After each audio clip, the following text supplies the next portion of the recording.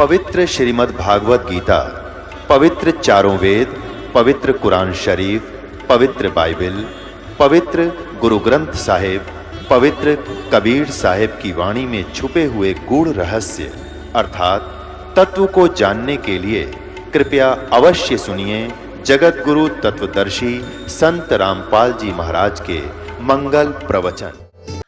गुरु गोविंद कर जानियो रहियो शब्द समाए, मिले जब दंडवत बंदगी नहीं पल पल ध्यान लगावे।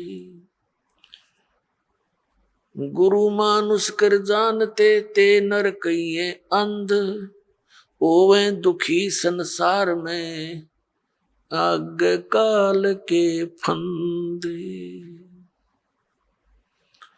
गुरु को मानुष जो गिने और करे चरणामृत को पान, ते नर नरक में जाएंगे युग युग होवे समान।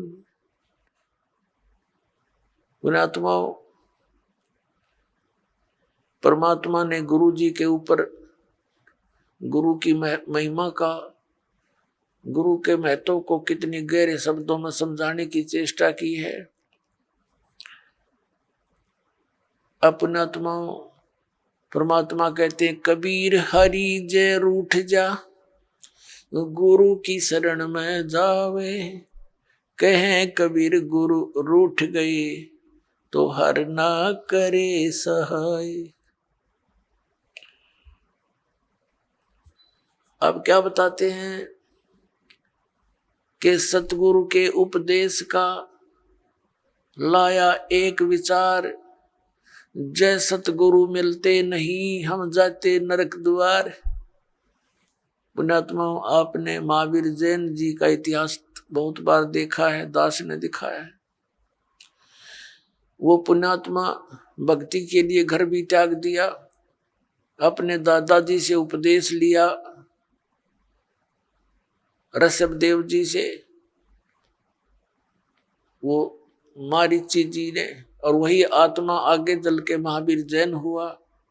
महावीर जैन के रूप में जन्मने से पहले उस आत्मा ने 80 लाख बार तो देव पद प्राप्त किया, देवता बना, और बाकी 60 करोड़ बार गधे की योनि, 30 करोड़ बार कुत्ता, 20 करोड़ बार बिल्ली, 10 पता नहीं कितनी बार हाथी, नपुंसक, शिकारी रहा। तो जब तक सतगुरु नहीं मिलते ये प्राणी साधना करता करता भी दुखी रहता है। इसलिए परमात्मा बताते हैं सतगुरु के उपदेश का। पृथ्वी पर सतगुरु एक ही होता है, एक समय में, अनेक नहीं होते।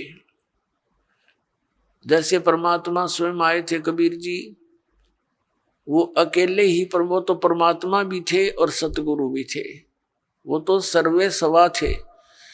और उस समय 64 लाख शिष्य थे मालिक के। पुण्यात्माओं, विचार करने की बातें हैं, क्योंकि हम लाल की महिमा से परिचित नहीं थे। लाल की को सुनते अवश्य थे कि वो बहुमूल्य होता है, लेकिन पहचान नहीं थी। हम भगवान को सर्व सुखदाई, सब संकटों से निवारण करने वाला मानते हैं, इसलिए ही उसकी खोज में हम जगह जगह भटक रहे थे। लेकिन हमने उस लाल की हमें पहचान नहीं हुई। उन स्वार्थी लोगों ने कौड़ी को हमें लाल बताकर हमारे को दे दिया। हम उन कौड़ियों को लाल समझकर गठड़ी बांधे फिरे थे। अब दास को पता चला, परख हुई, लाल और लालड़ी को परख करने की बुद्धि दी भगवान ने, और वही दास ने आपके साथ कर दी। आपको भी लाल परखने योग्य ज्ञान दे दिया। तो पहले हम साधना ठीक ना करके कितने कष्ट उठाए, उस परमात्मा ने आकर ही हमें ये ज्ञान दिया, अपनी पहचान आप ही बताई। तो क्या बताते हैं कि भक्ति करते करते भी उस महापुरुष की कितनी दुर्गति हुई, क्योंकि उनको सतगुरु नहीं मिला। 600 वर्ष पहले परमात्मा स्वयं आए थे, 64 लाख शिष्य हुए उनके, और अकेले सतगुरु थे, अकेले नाम देते थे। और पुण्यात्मा उस समय ना कोई मीडिया था, ना कोई पुस्तक का लेखन करके कहीं भेजा जा सकता था। आदरणीय धर्मदास साहिब जी ने कबीर साहब की वाणी लिपिबद्ध करके रख ली थी, लेकिन उसको बार बार इतनी को हाथ से लिखने में तो 10 साल फिर लग जाए उसको। तो ऐसे जैसे आजकल परमात्मा ने दया बख्शी है, अक्षर ज्ञान दिया, पेपर दे दिया, इस पर पुस्तक परमात्मा की महिमा लिखकर हमने आपको भेज दी, पुस्तकें बना बना कर। फिर ये इलेक्ट्रॉनिक सिस्टम परमात्मा ने दिया, सीडी का ये बना के दे दी, चिप चल पड़ी परमात्मा की दी हुई है। ये गॉड गिवन इंस्ट्रूमेंट है, ये मनुष्य के सत्र के बनाए हुए नहीं है, ये भूल जाना आप। ये मनुष्य 4 युगों में यही था, एक रेडू के अंदर और 6 खच्चर जोड़ कर रथ बना के घसीटे अंडा करते, अरे विसी कार बना ली, हवाई जहाज बना दी, और ये इंटरनेट बनवा दिए। ये परमात्मा के दिए हुए हैं, और इस काल ने इनका दुरुपयोग शुरू करवा दिया। इसमें फिल्म देखे, नाचे कूदे, समाज दूना बिगड़ गया। लेकिन अब शुद्ध रहेगा। यहाँ पर कोई भी पदार्थ है, उसके गुण अवगुण दोनों चले, लेकिन हम अवगुणों को त्याग कर गुणों को ग्रहण करेंगे, हमें ज्ञान हो जाएगा।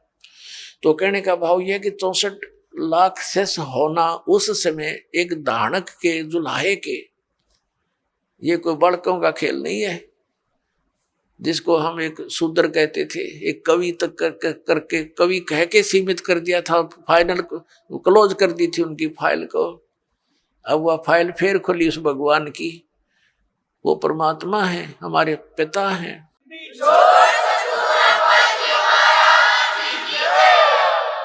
तो सतगुरु एक ही होता है। तो वो परमात्मा स्वयं सतगुरु भी थे और वो परमेश्वर भी हैं। सतगुरु की भूमिका भी उन्होंने की, वो जगत गुरु भी वही है।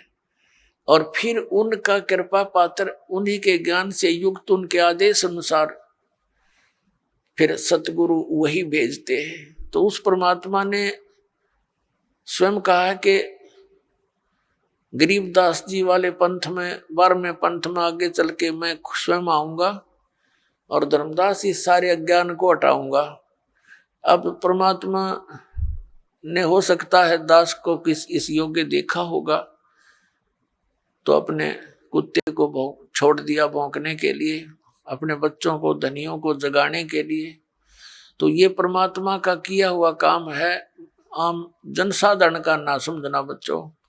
और इसका लाभ उठाओ, आप भी उठाओ, औरों को भी जगाओ जो गहरी नींद में सोए पड़े हैं और काल के दूता के फंसे पड़े हैं, प्यार के साथ। क्योंकि काल ने कहा था कि ऐसे उल्टे रंग में रंग दूंगा, जब तुम्हारा मोक्ष समय आवेगा कलयुग में, उससे पहले सब नकली पंथ चला दूंगा तेरे नाम से, कबीर नाम से और सतलोक सचखंड के नाम से। और उनमें इतना अज्ञान ठोक दूंगा, तेरा संदेश वाहक जब आएगा तब तक तो वो वकील बन जाएंगे उस अज्ञान के और कतई नहीं मानेंगे। परमात्मा ने कहा था कि हमें मनाना आता है, उस समय शिक्षित करूंगा। परमात्मा ने कहा था, उस समय सोचा, बता दिया था धर्मदास को कि अभी तू चुप रहना, इसको जिक्र ना करना। सबको शिक्षित किया दाता ने, ये इंटरनेट प्रोजेक्टर बनवा दिए, दूर बैठे आप देख सकते हो क्या बोला जा रहा है, क्या लिखा है सदग्रंथों में, सामूहिक तौर पर सीडी के माध्यम से, टीवी के माध्यम से। तो ये परमात्मा का किया हुआ कार्य है। और पहले परमात्मा स्वयं एक दिन में हजार हजार जगह प्रकट हो जाते थे, क्यों तो भगवान है, वो तो जो चाहे सो कर सकते हैं। तो इस प्रकार परमात्मा ने हमें जगाया, सत ज्ञान दिया, वही दिया हुआ ज्ञान आज दास आपके समक्ष रख रहा। तो प्रसंग चल रहा है कि सतगुरु के उपदेश का लाया एक विचार, जय सतगुरु मिलते नहीं हम जाते नरक द्वार। पुण्यात्माओं, इन वचनों को गणी गहराई तो सुना करो, इनको हृदय में जाने दो कानों के माध्यम से। जब तक बच्चा दवाई को अंदर नहीं जाने देगा, वो काम के करेगी। होठों पर ही डाल दे, बार थूक देता है, सुनता नहीं है। तो इनको बहुत गहराई से सत्संग के समय तो आप एकाग्रचित हो जाया करो और परमात्मा के इन वचनों पर गहराई से सोचा करो। अब क्या बताया भगवान ने कि जय सतगुरु मिलते नहीं, जाते नरक द्वार। सतगुरु के उपदेश का लाया एक विचार, और जय सतगुरु मिलते नहीं, हम जाते नरक द्वार। नरक द्वार में दूत सब फिर करते खेचा तान, उनसे कबू ना छूटते फिर फिरते चारों खान। पुण्यात्मा, जब ये भक्तिहीन प्राणी यहां से जाता है, यम के दूत इसको पकड़ कर ले जाते हैं, धर्मराज के सामने खड़ा कर दिया जाता है, न्यायाधीश के सामने। वहां ये नहीं कह सकता कि मैंने ऐसा नहीं किया, मैंने ऐसा नहीं किया। वहां झूठ नहीं चलेगी, वहां तो आपकी फिल्म स्टार्ट हो जाएगी, सीडी ऑन हो जाएगी आपके समक्ष सामने। क्योंकि जो कर्म हम करते हैं, सोचते भी हैं, उसकी भी एक फोटोकॉपी भगवान के दरबार में जाती है, और वहां जाते ही उसको ऑन कर दिया जाता है। अब जैसे आप जी भक्तों को, भाई बहनों को कहते हो, रिश्तेदारों को या कोई मित्र पड़ोस में मिल जाते हैं, उनको भी समझाते हो भक्ति कर लो, परमात्मा का नाम ले लो। तो अब तो उनके पास समय नहीं है, क्योंकि उनको ज्ञान नहीं है। फिर वो जब वहां दरबार में खड़ा होगा तो ये एक पली लगाता है भगवान के आगे, एक बहाना खोजता है कि परमात्मा मुझे पता नहीं चला, हमने तो इतना ज्ञान हुआ था, अपना काम करो, बच्चों का पालन पोषण करो। तो उसमें परमात्मा वो सीडी चला देगा, कोई भक्त उससे कह रहा होगा कि चलो चलेंगे सत्संग में, और वो बकवाद कर रहा होगा, मना कर रहा होगा, सौ बहाने मिला रहा होगा। फिर परमात्मा कहेगा, देख इस भक्त ने, इस बहन ने, इस बेटी ने तेरे से क्या कहा था, और तू झूठ बोलता है कि मेरे को पता नहीं चला। तब ये क्या कहता है, भगवान गलती होगी, क्षमा कर दो। परमात्मा कहता भाई ये गलती का मानने का कोई फायदा को नहीं, अब तो नरक में जाना ही पड़ेगा। और फिर कभी तुझे मानव शरीर मिले तो फिर ट्राई करना। तो पुण्यात्माओं, ये धर्मराज के दरबार में जो प्राणी जाता है, उसके बाद इसको नरक में डाला जाता है, और वहां तो लाखों की संख्या में, हजारों की संख्या में पशुओं की तरह चारों तरफ से यम के दूत, जो समझ लो हाथों में भाले, क्योंकि वो शरीर ऐसा है, उसमें पीड़ा घनी होती है, और उसमें मरता नहीं प्राणी, पीड़ा ज्यादा होती है। तो उसमें सीधे भाले ठोके, आंखों में मारेंगे ना सीधे, और ऐसे जैसा भी हाथ में आओ उतना लठ मारते हैं, और उनको जबरदस्ती नरक में ठोक देते हैं, धक्के मार मार के। वो उल्टे बाजे उनके लठ मारे, और जैसे पशु को फाटक में रोकते हैं, ऐसा ठोक दिया जाता है। तो यहाँ क्या बताते पुण्यात्मा, हम भक्ति से घने दूर हो गए, अध्यात्म ज्ञान आसपास भी नहीं रहा, हमें डर नहीं रहा इन बातों का, और इन बातों को हम ऊट पटांग से मानते हैं, इन अज्ञानियों के ज्ञानों को सुन के अज्ञान को, कि भगवान कहीं, नरक कहीं नहीं है, यही स्वर्ग है, यही नरक है। अरे इतने बड़े बड़े ग्रंथ लिखे हैं, महापुरुषों ने आंखों देख कर बताए हैं, उनको हम अपनी सोच से झूठा कैसे कर देंगे, करेंगे तो करे रहेंगे, लेकिन सच्चाई हमारे कहने से मिट नहीं सकती। तो परमात्मा बताते हैं कि नरक द्वार में जब नरक में ठोके जाओगे, दूत सब और करते खेचा ताण, दे डंडा दे लठे अंदर ठोक देते हैं। नरक द्वार में दूत सब करते खेचा ताण, और उनसे कभी ना छूटता फिर फिरता चारों खान। वहां नरक में दुख उठा करके फिर इन चार खानियों में 84 लाख प्रकार के इन पशु पक्षियों और सब जीवों की, ये प्राणियों के जो शरीरों में कष्ट उठाना पड़ता है। अब परमात्मा बताते हैं, नरक द्वार में दूत सब करते खेचा ताण, उनसे कबू ना छूटता फिर फिरता चारों खान। चार खानी में भरमता और कबू न लगता पार, सो फेरा सब मिट गया मेरे सतगुरु के उपकार। अब सतगुरु के उपकार, जैसे गरीबदास जी ने कहा कि जो जा सतगुरु की मैं बलिहारी, जो जमन मरण मिटाही, जो जन्म और मृत्यु के इस दीर्घ रोग का नाश कर दे, कहते मैं उस सतगुरु पर बलिहारी हूं। तो जन्म मरण का रोग का नाश कबीर परमेश्वर ही कर सकता है। और कबीर परमेश्वर जिस भी अपनी आत्मा को, दास को यहाँ भेजता है अपना सामर्थ्य देकर, तो यह उसके द्वारा परमात्मा ही करवाता है। अन्य ना तो किसी भगवान की भक्ति से ये जन्म मरण का रोग नाश हो सकता।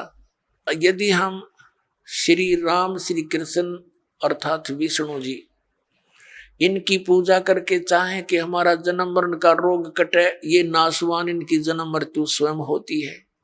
ऐसे ही शंकर जी की जन्म मृत्यु होती है, ब्रह्मा जी की जन्म मृत्यु होती है।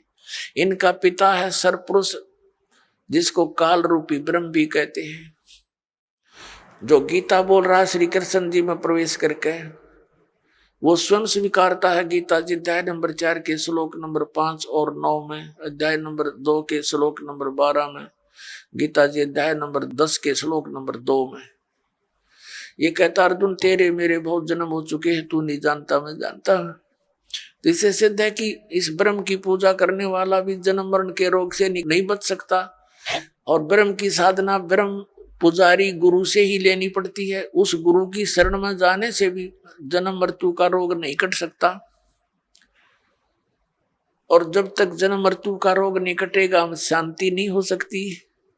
गीता ज्ञानदाता 8वें अध्याय के 3 श्लोक में कहता कि अर्जुन वो परम अक्षर ब्रह्म है। अर्जुन ने 8वें अध्याय के प्रथम मंत्र में पूछा कि हे भगवान, आपने जो 7वें अध्याय के गीता जी के 29वें श्लोक में जिस तत्ब्रह्म के विषय में कहा है कि उसको जान करके प्राणी फिर केवल यहाँ से जन्म मृत्यु के रोग से छूटने का ही प्रयत्न करता है, जरा माने बुढ़ापा, वृद्धावस्था के कष्ट और मरण माने मृत्यु से ही बचने का, छुटकारे की कोशिश करता है, वही संसार की किसी वस्तु में इच्छा नहीं रखता। तो 8वें अध्याय के प्रथम श्लोक में पूछा कि किम तत्परम, गीता ज्ञानदाता ने 8वें अध्याय के 3 श्लोक में कहा वो परम अक्षर ब्रह्म है। फिर 8वें अध्याय के 5 और 7 श्लोक में तो अपने बारे में कह रहा है गीता ज्ञानदाता कि अर्जुन तो मुझ में मन वाला हो, मेरे पर आश्रित हो जा, मेरी भक्ति कर और युद्ध भी कर तो मुझे ही प्राप्त होगा। तो इसने अपनी भक्ति करने वाले को कहा है, लेकिन मुझे प्राप्त होगा। शांति नहीं हो सकती, युद्ध तो करना पड़ेगा।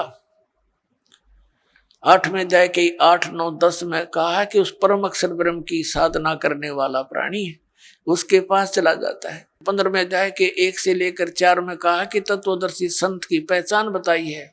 और उसके पश्चात वो तत्वदर्शी संत मिल जावे, सतगुरु मिल जावे, उसके पश्चात परमेश्वर के उस परम पद की खोज करनी चाहिए, जहां जाने के बाद साधक फिर लौटकर कभी संसार में नहीं आते।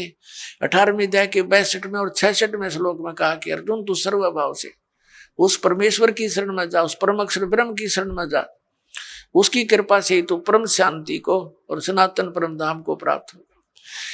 और ऐसे ही 18वें अध्याय के 66वें श्लोक में कहा कि सर्वधर्मान प्रीतज माम, मेरे सतर की जो साधना है, जैसे 8वें अध्याय के 13वें श्लोक में गीता ज्ञानदाता कहता है कि ओम इति एकाक्षरम ब्रह्म विवहारण माम अनुसमरण ये प्रयाति तजन देहम सयाति परमाम गतिम। मुझ ब्रह्म का एक ओम मंत्र है और ओम से होने वाली जो परम गति है उसको वही प्राप्त कर सकता है जो अंतिम श्वास तक ओम का ही जाप करता हुआ शरीर त्याग कर जाता है। तो उससे कौन सी गति होती है? ब्रह्मलोक प्राप्ति होती है, क्योंकि ब्रह्म का मंत्र ओम है। 8वें अध्याय के 16वें श्लोक में गीता जी में कहा कि अर्जुन ये ब्रह्मलोक पर्यंत सब पुनरावर्ती में है, वहां गए हुए प्राणी भी फिर जन्म मरण के चक्कर में रहते हैं। और उस परम अक्षर ब्रह्म की भक्ति के लिए 17वें अध्याय के 23वें श्लोक में गीता जी में कहा कि ओम तत्सत इति निर्देश ब्रह्मण त्रिवेद समर्थ है, ब्राह्मणा तेन वेदा च यगा विहिता पुरा। सच्चिदानंद घन ब्रह्म की के पाने की 3 मंत्र का निर्देश है। ओम तत्सत, ओम ये ब्रह्म का है, तत् ये अक्षर पुरुष का है। गीता जी अध्याय नंबर 15 के श्लोक नंबर 16 और 17 में 3 पुरुष हैं, एक सर पुरुष, एक अक्षर पुरुष, एक परम अक्षर पुरुष। जो परम अक्षर पुरुष है वो सबसे श्रेष्ठ है और वही वास्तव में अविनाशी है। अन्य सर पुरुष और अक्षर पुरुष को नाशवान कहा है और उसके उनके लोकों में जितने प्राणी हैं वो भी नाशवान है। तो उनकी भक्ति से तो मोक्ष हो ही नहीं सकता।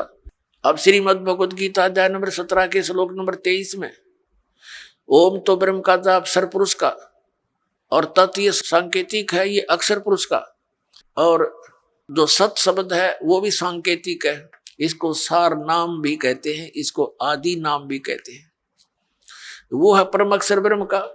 तो इन तीनों मंत्रों की मजदूरी से, इन तीनों मंत्रों की साधना से हम भगवान प्राप्त कर सकते हैं, उस मोक्ष सफल प्राप्त कर सकते हैं, वो सुख प्राप्त कर सकते हैं जिसके विषय में वर्णन किया गया है।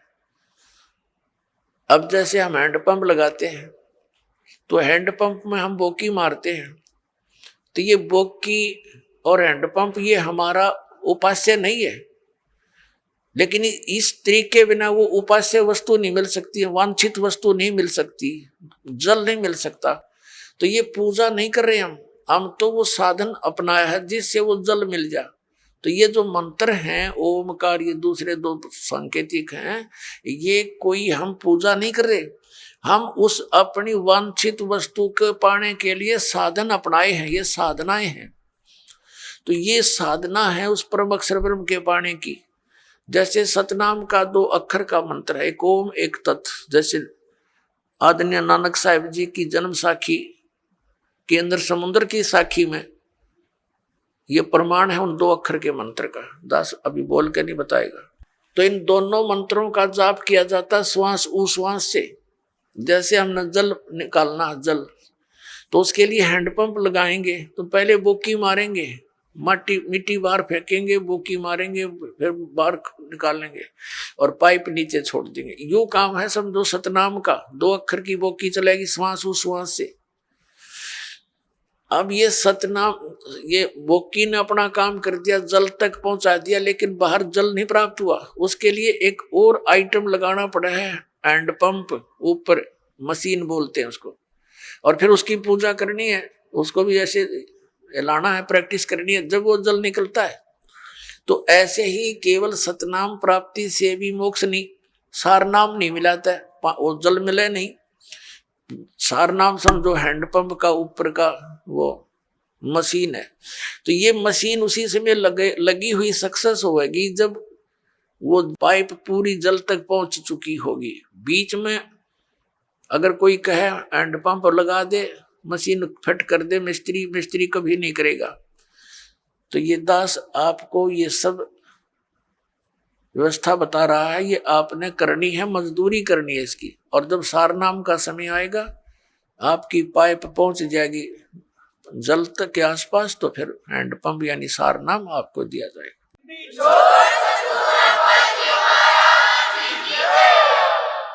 तो इस प्रकार हम इस ओम, उस परम अक्षर ब्रह्म के पाने का ओम तत्सत, ये 3 मंत्र का जाप है। ओम ये ब्रह्म का है, तत् ये अक्षर पुरुष का है, उसको परब्रह्म भी बोलते हैं, और सत ये परम अक्षर ब्रह्म का, इसको पार ब्रह्म कहते हैं। पार ब्रह्म, एक परब्रह्म एक पार ब्रह्म। ब्रह्म तो ये सरपुरुष है, ये काल भगवान 21 ब्रह्मांड का स्वामी। अक्षर पुरुष इसको परब्रह्म कहते हैं, ब्रह्म से नेक्स्ट भगवान, पर यानी दूसरा। और इससे ऊपर पार ब्रह्म माने सबसे परले पार का, सबसे ऊपर वाला, वो पार ब्रह्म होता है। जैसे आप संतों की वाणी में पार ब्रह्म शब्द सुनते हो, वो परब्रह्म के लिए नहीं है, वो पार ब्रह्म यानी उस सत्य पुरुष की तरफ संकेत है, परम अक्षर ब्रह्म की तरफ संकेत है। तो जैसे तो उस परमात्मा के पाने का फिर 3 मंत्र का जाप है, ओम तत्सत। तो इस प्रकार हम उस परमात्मा को पाएंगे। कैसे पाएंगे? गीता जी अध्याय नंबर 18 के श्लोक नंबर 66 में कहा है, इस गीता ज्ञानदाता ब्रह्म ने सर्वधर्मान परित्यज माम एकम शरणम व्रज अहम तवा सर्व पापे भ्य मोक्षामि मा शुच। ये क्या कहता है कि मेरे सत्तर की जितनी पूजाएं हैं वो मुझ में छोड़ दे, मुझे दे दे मेरे सतर का जो तूने मजदूरी करी है, फिर मैं तुझे यहां से जाने दूंगा नहीं, तू मेरा बंधक मजदूर है और मेरा कर्ज उतार दे। फिर तू उसकी शरण में जा। एकम, एकम माने जिसके बराबर दूसरा ना हो, अद्वितीय, जिसके समान दूसरा कोई शक्तिशाली भगवान ना हो, उस एकम शरणम व्रज, उसकी शरण में जा। हरिन अज्ञानी हमारे धर्म गुरुओं ने अनुवाद करता है, ऋषि मंडलेश्वर ने अनर्थ कर रखे गीता जी में, अनुत्तम मान्यता थी उत्तम बता रहे हैं। ये देखिए ने व्याकरण बदल डाली अपनी अज्ञानता के कारण। और व्रज माने जाना होता है, ये आना बोलते हैं, आना लिखा हुआ अनुवाद कर रखा है।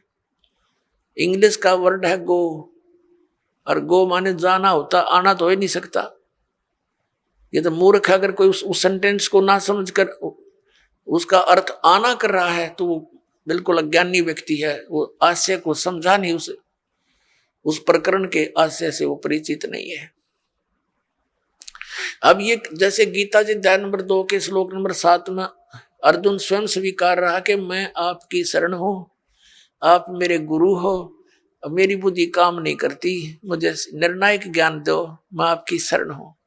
अब यहां फिर नो कहो है कि मेरी शरण में आ जाओ, उसकी शरण तो पहले कह रहा है मैं तो तेरी शरण खड़ा हूं, और सब धर्मों के कर्मों को मुझ में छोड़कर मेरी ये शरण में आ जा। अकल देखो इनकी, इन्हें बहुत सी जगह ऐसे अनर्थ कर रखे जहां ये समझ नहीं सके।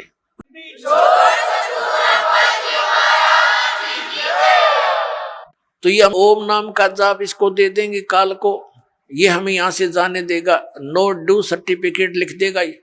लेकिन ये तब लिखेगा जब गुरु साथ होगा, नहीं तो आपको बहका करके यही अपने नकली सतलोक, नकली अलखलोक, अगमलोक, इसने ब्रह्मलोक में बना रखे हैं धोखा देने के लिए, वहां पटक देगा ठाक है, और वहां जीवन बर्बाद करा के कितने युगों के बाद फिर जमीन पर पटकेगा, सारा काम रह गया बना बनाया।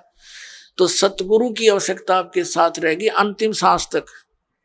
तो जैसे अब प्रसंग चला है कि हम ओम नाम का जाप इसको दे देंगे, और फिर हमने 7 संग ब्रह्मंडों को पार करके जाना है इस अक्षर पुरुष के परब्रह्म के 7 संग ब्रह्मंडों को, उसके लोक से जाने का किराया देना है इसका। वो तत् मंत्र जो आपको देते हैं वो उसके किराया देना है, उस वहां से फिर वो जाने के लिए हमें ये समझ लो टोल टैक्स समझ लो ये उसका अक्षर पुरुष के लोकों से पार होने का। और तीसरा जो मंत्र है वो सतलोक में स्थायी स्थान प्रदान कराओगा, जो आदि नाम है, सार नाम है। तो पुण्यात्मा गीता जी अध्याय नंबर 8 के श्लोक नंबर 8, 9, 10 में गीता ज्ञान दाता कहता है कि उस परम अक्षर ब्रह्म की साधना करेगा तो उसको प्राप्त होगा। उसकी साधना का मंत्र ये बताई दिया, ओम तत्सत नथिंग एल्स इति निर्देश है, बस यही निर्देश है। निर्देश का mean final direction, nothing else. और गीता जी में ना हरे राम हरे कृष्ण, ओम नमः शिवाय, ओम भगवते वासुदेव नमः, ये इस तरह की कोई मंत्र नहीं है। और जो श्रीमद् भगवत गीता में वे ऑफ वर्शिप नहीं है, पूजा का मार्ग नहीं है, उसको जो करता है तो वो शास्त्र विधि को त्याग कर मनमाना आचरण कर रहा है। अब प्रसंग आता पुण्यात्माओं, जो शास्त्र विधि को त्याग कर मनमाना आचरण करते हैं उनको न तो सुख हो न उनकी गति हो, बताओ, और न ही उनकी कोई कार्य सिद्धि हो। तो फिर इसीलिए तो हम भक्ति करते हैं और वो तीनों व्यर्थ, तो वो साधना के करने का कोई लाभ नहीं। इसी कारण से हम नास्तिकता की तरफ चल पड़े, भगवान को खोजते खोजते हम हार थक चुके हैं। अंत में हमने घुटी सूटी का सहारा ले लिया, चोरी ठगी करके हम सेठ साहूकार बनने की चेष्टा कर रहे हैं, वो दूने दुख उठा लेते हैं, पाप इकट्ठे कर लेते हैं। तो इस प्रकार इस ज्ञान से हमें ये विष दिखाई देगा। परमात्मा कहते हैं जैसा दर्द आपना हो ऐसा दंड बिराने। पुण्यात्मा हो, आप किसी ऑफिस में जाते हैं, दयाहीन प्राणी हो गए, उनको दर्द नहीं दिखाई देता कि कहाँ से आया है ये व्यक्ति, भूखा प्यासा है, उनको केवल अपना बकवाद उद्देश्य उनका उल्लू सीधा हो जाता है, तो वो आपका कार्य करेंगे ना, तो कति नहीं करें, चौड़नी चाहिए उन्हें पहले। अब दास जब नौकरी लगा 1977 में, तो उसमें कोई एक आध अधिकारी के ऊपर उंगली टिका करती कि वो भ्रष्ट है, बाकी सब ठीक थे। अब एक आध अधिकारी कर्मचारी रह रहा है, उस पर उंगली टेके यूं ठीक है, बाकी सब एक जैसे हो गए। तो यह क्यों बिजली गिर गई? अज्ञान से। पहले डरते थे भगवान से, भगवान का भय निकल गया और विष खाने लग गए, हाहाकार मच गई। एक शहर में देख लो डॉक्टर है भगवान, दुनिया भर के वैद्य डॉक्टरों की दुकान खुल गई। मेडिकल में जाकर देख लो, किसी में खचाखच भरे पड़े हैं, उधर पाप इकट्ठे करें, वहां भोगे पड़े पड़े। यही परमात्मा कहते हैं, जीवित जग में जूती पड़े फिर जम तोड़े छाती। हाँ, जीवित यहाँ बिरान माटी होगी, राग यम के दूध गढ़ेंगे, वो नारी दुख तुम्हारे ऊपर। तो इस विष ने कौन खाओगा जब ज्ञान हो जाएगा? तो ये कारण क्यों हो गया? क्योंकि हम भगवान के विधान से अपरिचित होकर पाप कर रहे हैं। अब छोटे छोटे बच्चों को दास देखता है, बड़ी खुशी होती है। वो कहता जी मैंने ऐसे बेड़ी उठाकर दे दी गलती से, रोता है मेरा नाम खंड हो गया। तो पुण्यात्मा, ये समाज तैयार होगा क्या? ये बच्चे बुराई करेंगे? आगे चल के ये ऐसा स्वच्छ समाज तैयार हो जाएगा, इनको देख देख और आदमी भी, दूसरे भी इनका अनुसरण करेंगे। छोटे छोटे बालक ऐसे ऐसे नेक नीति से रह रहे हैं। एक छोटा सा बच्चा, उसको 100 का नोट मिल गया, गली में पड़ा था, आते उसने अपनी माँ को दिया कि वहाँ पड़ा था। उसकी माँ ने कहा नहीं बेटा, इसको हम नहीं प्रयोग करेंगे, इसको उठा के यहाँ दान पात्र में डाल दिया। तो और नहीं तो पहले तो जब ज्ञान ना होता, माँ सबसे पहले जेब में डाले।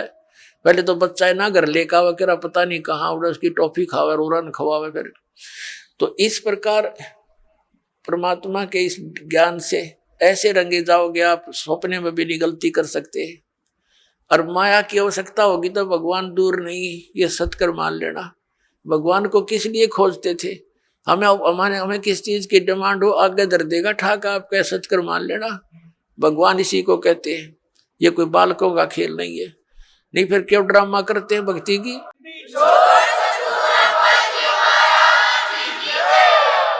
ये वो समृद्ध शक्ति है, एक वचन में सब कुछ कर सकता आपके लिए, लेकिन उसके कराने योग्य आपने बनना पड़ेगा। कहते हैं सतगुरु के दरबार में कमी काहे की ना, और अंसा मौज नहीं पा रहा तेरी चूक चाकरी में। तो अगर इस सच्चे दरबार में किसी चीज की कमी नहीं है और आपके ऊपर मेहर नहीं हो रही है, तो आपकी कोई चाकरी में, आपकी सेवा और शुश्रूषा में कोई त्रुटि है, उसको ठीक कर, तुरंत बिजली आ जाएगी। करंट आने के लिए, बिजली पावर आने के लिए हमने उस योग्य बनना पड़ता है, गुड कंडक्टर। तो बिजली आई, सारे काम होंगे फिर तो जो उसके गुण हैं। तो उस बिजली को आने के योग्य बनाओ, और इसी तरीके से बनोगे आप, इस ज्ञान से, इस भक्ति से समर्पित हो जाओगे।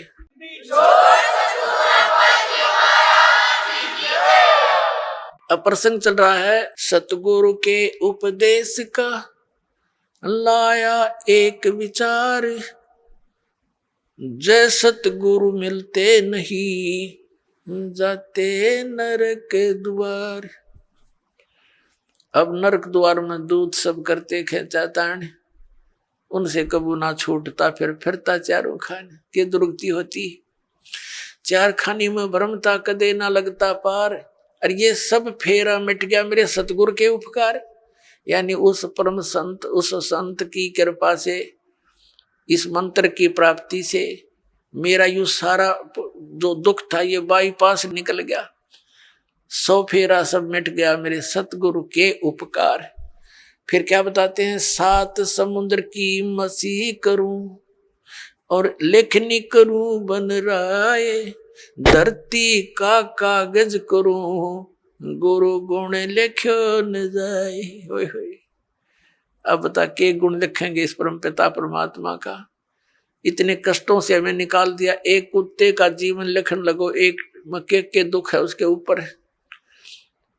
गर्मियों सर्दियों के दिन, सर्दी का मौसम, गली में पड़ा है, पहले वो कोठी में रहता था एसी रूम में, बिना भक्ति के। देख कहाँ बड़ा उसका प्लेटफार्म, फिर गली में बैठा है, सह परिवार लेटा है, कुतिया कुत्ते बनकर, ऊपर से वर्षा हो रही है, ठिठुर रहा है, आता जाता उसका लठ मार देता है, हैं? और फिर वो भूखा उठता है सुबेरे, किसी के द्वार की तरफ भागता है, तो वहां सुबह सुबह कौन उसके लिए वहां परोठे तैयार कर रखा है, वो डंडा मारेंगे चल।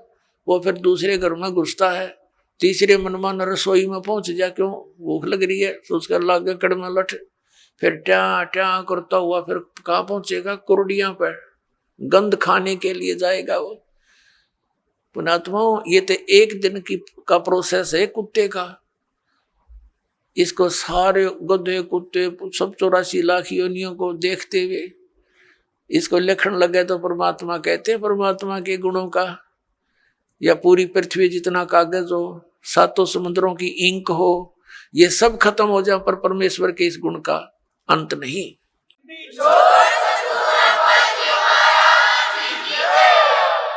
अब पुण्यात्मा परमात्मा बताते हैं, गुरु गोविंद कर जानियो रहियो शब्द समाए, मिले जब दंडवत बंदगी, नहीं तो पल पल ध्यान लगावे। गुरु जी को गोविंद यानी परमात्मा तुल मानकर अपना इस भक्ति रूपी गेम को सफल करना। पुण्यात्मा परमात्मा जब आए थे वो स्वयं भगवान थे, और हम उनको ना पहचान कर हम एक सिंपल मैन मानते रहे। आशीर्वाद देते थे, लाभ भी होता था, लेकिन फिर वो जुलाहा दिखा करता, उन्हें भगवान दिखाई ना दिया। इस करके हम सारे रह गए यहीं पर 64 के 64 लाख। अब परमात्मा ने बताया कि गुरु को गोविंद समझकर, भगवान समझकर डील करो, ट्रीट करो उसको। जैसे ये दास तो भगवान नहीं है, लेकिन वो परमात्मा ऐसे ही दास की तरह रोल करके चले गए, वो भगवान थे और काल हमारी रोल मार गया नू। तो इसलिए परमात्मा ने कहा है कि गुरु जी को तुमने परमात्मा मानकर अपने इस भक्ति मार्ग को सफल करना होगा, ना कतई नहीं होगा ये तुम्हारा। जैसे गणित के अंदर एक ऋण का प्रश्न होता है, उसमें मूल धन ज्ञात करना होता है, उसके लिए मानना पड़ता है, मान लो मूल धन 100 रुपये। वो 100 रुपये मूल धन नहीं होता, मूल धन तो अरबों खरबों में होता है, करोड़ों में होता है।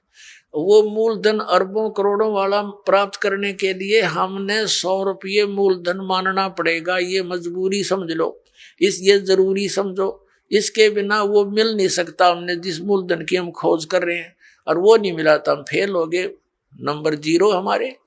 तो गुरु जी को आप जी ने ये समझना पड़ेगा कि भगवान ही बैठे।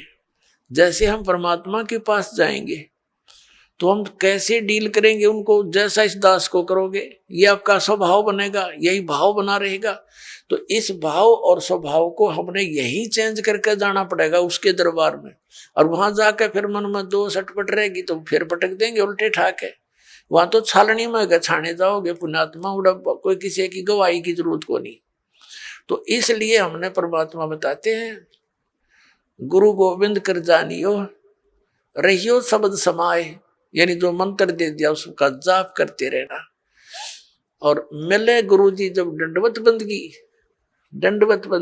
प्रणाम करे, और बाद में नहीं तो पल पल ध्यान लगावे, यानी उनकी याद रखे इन गुणों को। हे भगवान, जब आपको पुण्यात्मा अमिताभ बालक को, छोटे से बच्चे को 2 साल का, कोई 3 वर्ष का, यानी जिस दिन नाम मिला उसी दिन से आपकी ये भक्ति मार्ग में आयु काउंट होती है। कोई 4 वर्ष का, कोई 5 वर्ष का, कोई 10 वर्ष का, तो बच्चे ही गिने जाते हैं। जब आप थोड़े से मैच्योर हो जाओगे तो फिर देखना आपकी स्थिति, आप रोया करोगे बैठ कर, भगवान जुल्म हो गया था, मनुष्य जीवन इतना अनमोल था, कौड़ी बदले जा था। और फिर इस दास की आपको उपयोगिता का पता चलेगा। तो इसलिए परमात्मा कहते हैं,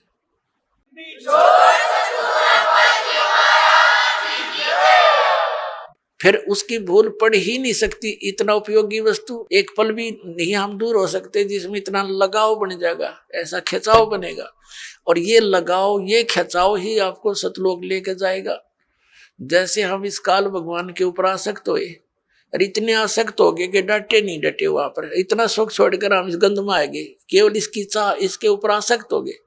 अब इसके असलियत का पता आपको लग जाएगा तो एक नंबर का विलियन है, सब धोखा करके काम करावे, बला तुम्हारे से सारा काम करवा रहा है और आप खा रहा हमारे को, तो फिर आपका इससे दिल लटेगा और परमात्मा की तरफ जाने के लिए आपको इस दास के अतिरिक्त पृथ्वी पर कुछ दिखाई नहीं देगा। तो फिर अपने आप आपकी आशा आपकी हर तरह से हट करके व्यक्ति इस दास पर जो है ना इकट्ठी हो जाएगी, एकत्रित हो जाएगी और इतनी कसक हो जाएगी कि आप डांटे नहीं डट सकते। और यह भक्ति की शक्ति जो दास ने बताया, कमाई तुम्हारे साथ होगी, तो इस प्रकार फिर हम सतलोक जा सकेंगे, नहीं तो यह बात बनेगी नहीं जल्दी से। अब फिर क्या बताया है कि कबीर हरि जय रूठ जा, गुरु की शरण में जावे, कहें कबीर गुरु रूठ गए, हर ना होते सहाय। जैसे क्या बताते हैं, जो व्यक्ति अपने पाप कर्मों के कारण दुखी होते हैं तो वो कहा करते हैं कि हमारा राम रूठ गया, हमारा राम रूठ गया, नए नए दुख आने लग गए हमारे ऊपर। और जो सुखी होते हैं उनको यूं कहा करते, इनका राम राज्य है, इनके ऊपर भगवान प्रसन्न है। और जो दुखी होते हैं वो कहते हैं हमारा राम रूठ गया। अब पुण्यात्मा, जब तक हमारे पुण्य चलते हैं तो हमें सब सुख सुविधाएं उपलब्ध होती हैं, तो ऐसे लगता है कि हमारा राम राज्य है, प्रसन्न है। और जिनके पुण्य खत्म हो गए, उनके पाप शुरू हो गए, तो उनका राम रूठ गया।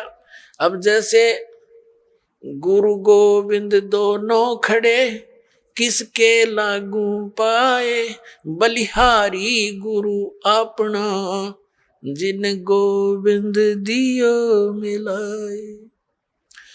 अब क्या बताते हैं, परमात्मा ने कितना एग्जाम्पल दिया हमारे को समझाने के लिए, कैसा उदाहरण दिया है कि जैसे आप कहीं खेतों में एकांत स्थान पर या कहीं पर मजदूरी कर रहे हो, कोई कार्य कर रहे हो, मटका भर ले गए पानी का घड़ा घट, और जब तक उसमें जल है तो नो प्रॉब्लम, प्यास लगी घट घट पिया फिर काम लाएंगे। और जब वो घट यानी घड़े में पानी खत्म हो गया, जल खत्म हो गया, तो समस्या उत्पन्न हुई, तो फिर वो राम रूठ गया। जब तक उसमें जल था तो राम राज्य था, सुविधा सारी थी, प्रॉब्लम थी नहीं। अब वो जल खत्म हुआ तो राम रूठ गया। अब वो राम मिला कहाँ, हैंडपंप में, हैंडपंप में मिला वो जल, तो वहां गए, हैंडपंप के नीचे रखा मटका, फिर करी उसकी पूजा सेवा और भर लाए, फिर सुखी हो गए। तो जिनके ऊपर अब पापों के दौर चल पड़े, उनके पुण्य समाप्त हो चुके, और सुख होगा पुण्य बढ़ने से, पुण्य प्राप्त होने से। तो यहां परमात्मा कहते हैं कि एक तरफ तो आपके पास एक घड़े में जल रखा है और एक तरफ हैंडपंप है। जल तो समझो परमात्मा है घड़े में, और हैंडपंप गुरु जी है। अब कौन से को सिलेक्ट करोगे तुम?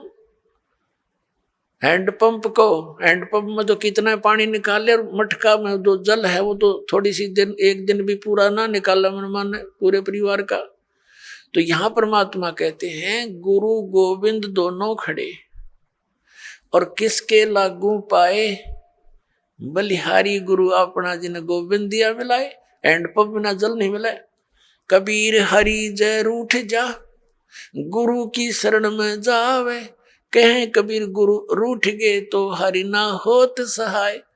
जैसे हैंडपंप खराब कर दिया आपने, उसकी केयर टेक करी नहीं, तो फिर जल कैसे मिलेगा?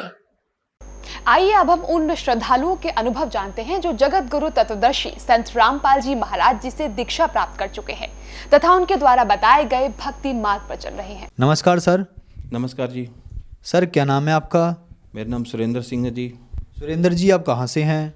मैं रुद्रपुर उधम सिंह नगर उत्तराखंड से। सुरेंद्र जी, संत रामपाल जी महाराज से नाम दीक्षा आपने कब ली? सर मैंने नाम दीक्षा 10 अक्टूबर 2014 में ली जी। सुरेंद्र जी, संत रामपाल जी महाराज से नाम दीक्षा लेने से पहले आप क्या भक्ति साधनाएं किया करते थे? सर मैं संत रामपाल जी महाराज से जुड़ने से पहले मैं बहुत सारी भक्ति, जैसे कि गुरुद्वारे जाना, और हमारे पिताजी ने नाम दीक्षा ले रखी थी सन 1984 से ब्यास वाले से संत चरण सिंह से जी। उसके बाद हम भी वहाँ ब्यास जाते थे, जैसे वो जाते थे उनके साथ। और वो उससे पहले वो बचपन से शुरू से उनको लगन भी थी, वो गुरु ग्रंथ साहब का पाठ भी करते थे और पाठी भी रहे हैं वो। उन्होंने बहुत मतलब साधना जो है भक्ति की सिद्धियां भी उन्होंने काफ़ी कर रखी हैं। उसके बाद उन्होंने जैसे नाम दीक्षा लेने के बाद उन्होंने एक खेत में हमारे एक जगह बनी हुई, वहाँ मंदिर भी बना रखा। वहाँ पे वहाँ जैसे वो भक्ति करते गए उनके अंदर सिद्धियाँ आती गई। वो सिद्धियों से मतलब वो फिर उन्होंने काम लेना शुरू किया। लोग आते थे उनके पास, जिसको भी वो आशीर्वाद देते थे, जिसको जिस चीज़ की भी ज़रूरत होती थी, किसी को जैसे भी कोई भी परेशानी होती थी, भूत प्रेत साए की, किसी भी तरीके की, वो मतलब सब कुछ। किसी को औलाद जिसके पास नहीं होती थी उसको औलाद भी वो दिलवाते थे। जैसे ही मतलब वो इतनी साधना, इतनी वो सिद्धियों वाली भक्ति करनी उन्होंने शुरू कर दी थी। जैसे ही उन्होंने ब्यास वाले का नाम जब से लेके आए ना, तो एकदम से उनके अंदर कुछ समय बाद इतनी सिद्धियाँ आ गई थी कि मतलब खुद तो बहुत कुछ करते थे, आगे मतलब घर पे दिन पर दिन परेशानी होती जा रही थी।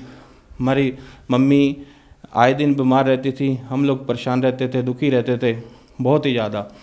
लेकिन फिर भी वो मतलब हर साल हमने किसी भी तरीके से वहाँ मंदिर पे, वहाँ पे भंडारे करवाने, वहाँ पे मतलब पाठ करवाना, वहाँ जागरण होता था। वहाँ पे हमारे दुनिया को, वहाँ मतलब जितने भी लोग आते थे वहाँ उनको हमने मतलब बहुत कुछ करना, जलेबी वगैरह पता नहीं क्या क्या वहाँ होता था, बहुत कुछ करते थे। मतलब आए साल, हर साल कम से कम ज़्यादा नहीं तो 50 से 60 हज़ार रुपये का वहाँ हमारा खर्चा होता था। और घर से करते थे, घर से हम लुटते जा रहे थे। इतनी साधना पिताजी हमारे करते थे, तो हम भी उनका देखे देखी में हमने भी देखा भी ठीक है, जैसे ये कर रहे हैं आगे हम भी नाम दीक्षा लें और उसकी भक्ति करें।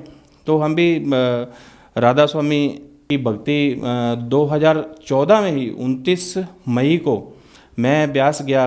ब्यास पे मेरी पत्नी और मैं दोनों वहाँ जाके हमने 29 मई को ब्यास वाले से जाके नाम दीक्षा ली। मैं तकरीबन 3-4 महीने तक मैंने खूब भक्ति की। और जैसे ब्यास वाले से जब मैंने 29 मई 2014 में नाम लिया, उससे पहले मैं जो भक्ति करता था वो गुरु ग्रंथ साहब जी का पाठ करता था। सुबह शाम दोपहर जैसे भी करना, सुबह पहले गुरुद्वारे जाना, फिर आके पाठ करना, सुखमणि साहब का पाठ करना, जपजी साहब का पाठ करना, रहराज शिव जी का पाठ करना। शाम को मैं खूब गुरबाणी पढ़ता था, इतनी बाणी पढ़ता था कि मेरे को सभी यही कहते थे कि इतनी भक्ति करता है, इतना पाठ भजन बंदगी इतनी करता है, मतलब बहुत लोग खुश होते थे मेरे से उस समय भी।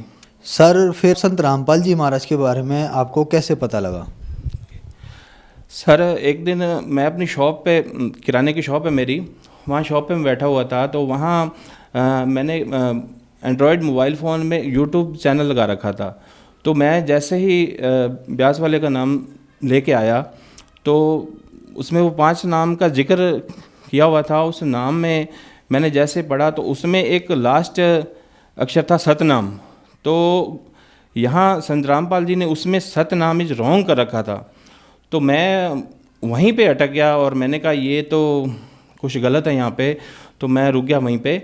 उसके बाद फिर मैंने अपनी पत्नी से बात की। उसी वक्त, उसी क्षण मैंने अपनी पत्नी से कहा, मैंने कहा ये जो संत हैं, ये संत रामपाल जी बरवाड़ा के, इन्होंने सतनाम इज रॉन्ग कर रखा है। तो मेरे को तो ठीक नहीं लगता, ये 5 नाम जो वाकई है ये गलत हैं। तो मैंने जैसे अपनी पत्नी से उसने ये मेरे को जवाब दिया कि आप मतलब जो आपको अच्छा लगता है वो आप कर सकते हो। अगर आप इस नाम को छोड़ना चाहते हो तो आप नाम छोड़ सकते हो, हम बरवाड़ा जाके वहाँ से नाम दीक्षा लेंगे। और मैंने उसी समय, वही क्षण मैंने वो नाम ब्यास वाले को उसी समय मैंने त्याग दिया जो पाठ करता था। और उस पाठ के द्वारा जैसे ही मैं जिस दिन मोबाइल से यूट्यूब द्वारा मेरे को पता चला और वो 5 नाम के बारे में मेरे को जानकारी मिली, तो मैं उस दिन से जैसे ही मेरे को सतनाम इज़ रॉन्ग के बारे में पता चला, तो वो 5 नाम क्या हैं, और उसके अंदर फिर मैंने वो नाम ब्यास वाले का त्याग दिया, और ये जो पाठ करता ये भी मैंने छोड़ दिए उसी समय। ये जो गुरबाणी के पाठ करता ये भी करता था, उधर से 5 नाम भी जाप करता था, दोनों करता था। और जब मैंने ये देखा भी, मेरे को जब ज्ञान हुआ, मेरे को जानकारी मिली, संत रामपाल जी ने मेरे को इतनी जानकारी शास्त्रों द्वारा इतनी उन्होंने दे दी कि गुरु ग्रंथ साहब में रोज़ हम पाठ करते थे। सुखमणि साहब की 24वीं अष्टपदी में स्पष्ट लिखा हुआ है कि पूरा गुरु आराध्य पूरा जाका नाओ, नानक पूरा पाया पूरे के गुण गाओ। तो मैंने जब देखा गुरु नानक देव जी यहाँ पे कह रहे हैं कि पूरे गुरु की आराधना करनी चाहिए और पूरे गुरु से पूरा गुरु का नाम आराधना चाहिए, तो मेरे को उस दिन मैंने वो दोनों वाणी का पाठ और दोनों मैंने नाम जो मैंने ले रखा था ब्यास वाले का, मैंने उसी दिन त्याग दिया। और 1 महीने बाद जाके पहले मैंने अपने पिताजी को भेजा जो सिद्धियाँ करते थे बरवाला आश्रम संत रामपाल जी महाराज जी के पास, तो पहले वो नाम दीक्षा लेके आए। उसके बाद फिर हम गए 2014 10 अक्टूबर में, फिर हमने नाम दीक्षा ली। उसके बाद हमने भक्ति शुरू की। सर, जैसे कि संत रामपाल जी महाराज से जो भी श्रद्धालु नाम दीक्षा लेते हैं उनको लाभ होते हैं, तो क्या संत रामपाल जी महाराज से नाम दीक्षा लेने के बाद आपको भी लाभ हुए? जी सर, लाभ हमें बहुत सारे हुए। पहला तो हमें आध्यात्मिक और भक्ति का मार्ग मिला, मोक्ष मार्ग मिला हमें। हम जो बहुत सारी भक्तियां कर रहे थे, गुरुद्वारे जाना, मंदिर जाना, हर जगह मत्थे टेकना, पीर फकीर जितने जहाँ भी मतलब लगता था वहाँ हम नाग रगड़ते थे, इधर उधर धक्के खा रहे थे दुनिया के। वो हमें उस चीज़ का पता चला, उस परमात्म तत्व का पता चला जो जगत गुरु तत्वदर्शी संत रामपाल जी ने हमें बताया है जिस साधना को, और वो आज भक्ति कर रहे हैं। और हम लाभ तो हम छोटे मोटे तो सर बहुत सारे लाभ हैं। अब बड़े बड़े थोड़े मैं आपको बताता हूँ लाभ सर। भी एक दिन मतलब मैं मार्केट के लिए जा रहा था, तो रास्ते में एक बहुत बड़ा सांप मेरे को मिला। उसने मेरे को बाइक पर से, जैसे मैंने उसको देखा, मैंने बाइक समेत ही मैं गिर गया। काफ़ी दूर तक मैं घिसटता गया वहाँ पे, और वहीं पे मेरे पास फ़ोन आता है। मेरी पत्नी के नाक में से बहुत ज़बरदस्त ब्लड आने लग गया उसी वक्त। तो मेरे पास फ़ोन आता है, तो मैंने ये कहा मैं भी यहाँ गिरा पड़ा हूँ, और इधर मेरे को रास्ते में सांप भी मिला है। और उस समय इतना मतलब था। फिर मैं वापस आया, घर पे गया, ब्लीडिंग काफ़ी चल रही थी पत्नी के मेरे नाक में से। तो मैंने कहा गुरुजी से, वहाँ संत रामपाल जी महाराज से प्रार्थना लगाते हैं और वही संत रामपाल जी महाराज ही दया करेंगे। और मेरी पत्नी को वो प्रार्थना लगाई संत रामपाल जी महाराज जी के पास, तो वहाँ से दया हुई। आज तक उनकी दया से उनके नाक में से कभी खून, कभी कोई परेशानी, कभी किसी भी तरीके का उन्हें कुछ भी नहीं हुआ। बहुत सारी और छोटे छोटे बहुत सारे लाभ हैं। कई चीज़ें, उनके पथरी भी थी, वो पथरी ख़त्म हो गई उनके। और मेरे को इतना बड़ा लाभ हुआ कि एक शुरू में मैंने जैसे ही नाम दीक्षा ली, तो मेरे एक नीचे एक पीछे एक छोटी सी गांठ थी, वहाँ से एक पस आता था वहाँ से। वो पस मतलब 24 घंटे चलता रहता था और मैं बहुत परेशान रहता था। तो मैं डॉक्टर के पास गया, जैसे नाम दीक्षा ली मैंने, तो उसके बाद डॉक्टर के पास गया, तो उसने कहा तकरीबन 60 से 70 हज़ार रुपये आपका खर्च आएगा, आपका ऑपरेशन होगा, तो आप ठीक हो जाएंगे। तो मैंने कहा भाई मैंने तो नाम दीक्षा ली और मेरे को संत रामपाल जी महाराज जी के ऊपर ही विश्वास है, मैं कोई ऑपरेशन नहीं करवाऊंगा और ना ही मैंने करवाना है। और आज उनकी दया से मेरा कोई ऑपरेशन नहीं हुआ, कोई कुछ नहीं हुआ, कोई परेशानी नहीं, कोई दुख नहीं, कोई तकलीफ़ नहीं। आज बिल्कुल उनकी दया से हम ठीक ठाक हैं। और सर हम नशे भी करते थे बहुत सारे, दारू भी पी लेते थे, मांस मीट भी खाते थे। पहले नाम दीक्षा ब्यास वाले के लेने से पहले सारे काम करते थे। शॉप थी हमारी, बीड़ी तंबाकू खुद भी खाना, लोगों को भी खिलाना, ये हमारा काम हुआ करता था वहाँ पे शॉप में।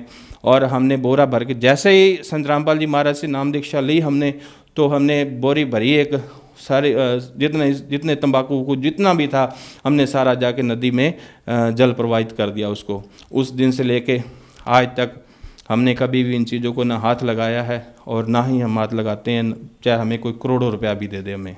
और सर एक लाभ और बताना चाहूँगा सर, अभी हाल ही में एक सिस्टर है मेरी मेरे से छोटी, वो भी 10 अक्टूबर 2014 में ही मेरे साथ वो नाम दीक्षा उन्होंने ली थी। तो अभी हाल ही में उनको परेशानी ऐसे आ गई कि वो कोई टैबलेट उन्होंने खाई, किसी परेशानी की छोटी मोटी थी, तो उनके शरीर में इतना इन्फेक्शन हो गया कि इतना इन्फेक्शन हो गया, इतना भयंकर इन्फेक्शन हो गया कि मतलब इतना शरीर उनका फूल गया, इतना मतलब आंखें बंद हो गई उनकी, सब कुछ बंद हो गया। डॉक्टर ने जवाब दे दिया उनको। तो मैंने कहा आप घबराओ मत, संत रामपाल जी महाराज जी के पास प्रार्थना लगाओ, कोई नहीं, वही दया करेंगे। और मैंने उनसे ये कहा और वो डॉक्टर के पास वहाँ लेके गए। तो डॉक्टर साहब ने भी पहले तो हाथ उन्होंने भी खड़े कर दिए और उन्होंने ये कहा ठीक है मैं कोशिश करके देखता हूँ। उन्होंने एक मतलब पॉइजन जहर को काटने के लिए एक जहर का ही इंजेक्शन लगाया जाता है, वो नाभि में लगाते हैं। वो इंजेक्शन उन्होंने नाभि में लगाया और लगाने के बाद मेरी बहन जो सिस्टर मेरी, वो 2 घंटे बाद ठीक होना शुरू हो गई। और परमात्मा के संत रामपाल जी महाराज की दया से वो बिल्कुल ठीक होती गई और उनके ऊपर दया हुई मालिक की, वो आज बिल्कुल ठीक है। डॉक्टर ने उस समय यह पूछा था मेरे से कि आप क्या करते हो, तो मैंने उनसे कहा हम संत रामपाल जी के शिष्य हैं और उनकी भक्ति साधना करते हैं। तो कह रहे उन्होंने आज इनको बचाया है, हमने तो इनको जहर का इंजेक्शन लगा दिया था कि ये मतलब इसका चांस नहीं है बचने का। सर जिस समय मेरी सिस्टर बीमार थी जिस समय, और जिस समय डॉक्टर के पास लेके आए थे, उस समय हमने एक उनकी तस्वीर खींची थी। वो तस्वीर ये है जब उन्हें रिएक्शन हुआ था और बहुत ज़्यादा मतलब उसके बाद उन्होंने एक जो जहर का इंजेक्शन लगाया नाभि में, तो उसके बाद फिर संत रामपाल जी महाराज जी ने दया की। आप ये फ़ोटो देख सकते हो। 15 दिन के बाद उनकी स्थिति ये होगी महाराज जी के उनसे प्रार्थना लगाने के बाद। सर संत रामपाल जी महाराज से नाम दीक्षा लेने के बाद आपको बहुत सारे लाभ मिले। आपने संत रामपाल जी महाराज से नाम दीक्षा ली और आपका नशा भी छूट गया और वो नशे की चीज़ें भी नहीं बेचते हैं। तो सर लोगों में इतना फ़र्क कैसे आ रहा है, इतना बदलाव कैसे आ रहा है? जो भी संत रामपाल जी महाराज से नाम दीक्षा लेता है वो नशा करना तो दूर, नशे को छूना भी छोड़ देता है। ऐसा इतना बदलाव कैसे आ रहा है? सर ये संत रामपाल महाराज जो नाम दीक्षा देते हैं वो शास्त्रों के अनुकूल देते हैं। भक्ति विधि जो ऐसी बताते हैं वो शास्त्रों से प्रमाणित, श्री गुरु ग्रंथ साहब में प्रमाणित है, गीता, कुरान, बाइबल, इन सब में वो प्रमाणित, वो शास्त्रों को दिखाकर वो जो भक्ति साधना जो बताते हैं वो हमें वो शास्त्र विधि के अनुसार बताते हैं। और वो नाम दीक्षा जो नाम वो मंत्र देते हैं, उस नाम में इतनी शक्ति होती है, इतनी ताकत होती है कि उस नाम को जपने से जितने भी नशे हैं वो सारे छूट जाते हैं और मतलब विकार रहित बंदा हो जाता है और बिल्कुल उस मालिक की, उस संत रामपाल जी महाराज की शरण में और परमात्मा की शरण में वो आ जाता है। सर जो श्रद्धालु आज आपको टीवी पर देख रहे हैं और परेशान हैं, दुखी हैं और वो संत रामपाल जी महाराज से नाम दीक्षा लेना चाहते हैं तो कैसे ले सकते हैं? सर जो इस समय दुखी हैं, परेशान हैं, वो संत रामपाल जी महाराज के अनेकों चैनल पर सत्संग आते हैं। उस सत्संग पे एक पट्टी चलती है, उसके नीचे नंबर दिए गए हैं और उन नंबरों पे संपर्क करके जहाँ भी वो रहते हैं वहाँ वो फ़ोन करके उस नंबर से उनको नाम दीक्षा वो वहाँ से उन नंबरों पे संपर्क करके संत रामपाल जी महाराज जी से नाम दीक्षा प्राप्त कर सकते हैं। धन्यवाद सर। सत श्री अकाल।